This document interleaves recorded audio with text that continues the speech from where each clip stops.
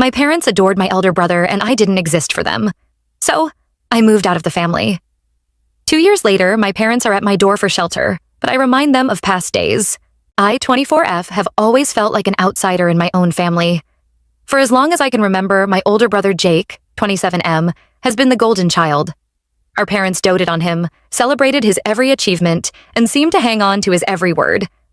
Meanwhile, I often felt invisible, my accomplishments going unseen, and my needs overlooked. My earliest memory of this dynamic dates back to when I was just 5 years old. It was Jake's 8th birthday, and our parents had thrown him an elaborate superhero-themed party. The entire backyard was decorated with streamers and balloons, and they'd even hired a magician for entertainment. I remember feeling excited, running around in my little Wonder Woman costume, eager to join in the fun. But as the party progressed, I realized that no one was really paying attention to me. When I tried to show off the cartwheel I'd learned in gymnastics class, my mom just patted my head absently and turned back to cooing over Jake opening his mountain of presents. I ended up sitting alone by the snack table, watching as Jake basked in the attention of our parents and all the party guests. This pattern continued as we grew older. Jake was always the center of attention. He was athletic, popular, and charming. Our parents never missed one of his football games, proudly cheering from the sidelines.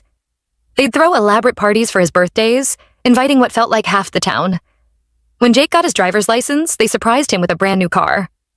I, on the other hand, was more introverted and academically inclined.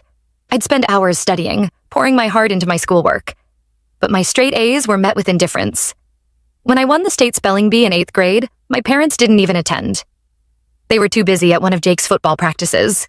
I still remember standing on that stage, scanning the audience for familiar faces, only to realize that no one had come to support me. There was one person who always saw me, though. My grandmother. She lived a few hours away, so we didn't see her often, but she never failed to acknowledge my achievements. She'd send me handwritten letters of congratulations, always ending with, "I'm so proud of you, my little star." When she passed away during my sophomore year of high school, it felt like I'd lost my only ally. High school was a particularly tough time. Jake coasted by with mediocre grades, but was still treated like royalty at home. I maintained my 4.0 GPA, joined every academic club I could, and even started tutoring other students. But it felt like my efforts went completely unnoticed. I remember one particularly painful incident during my junior year. I had stayed up late for weeks working on a research project for the science fair. The night before the fair, I was putting the finishing touches on my presentation board in the living room. Jake came home late from a party, clearly drunk. He stumbled into my project, knocking it over and spilling beer all over my carefully prepared charts and graphs. I was devastated. Months of work, ruined in an instant. But when our parents came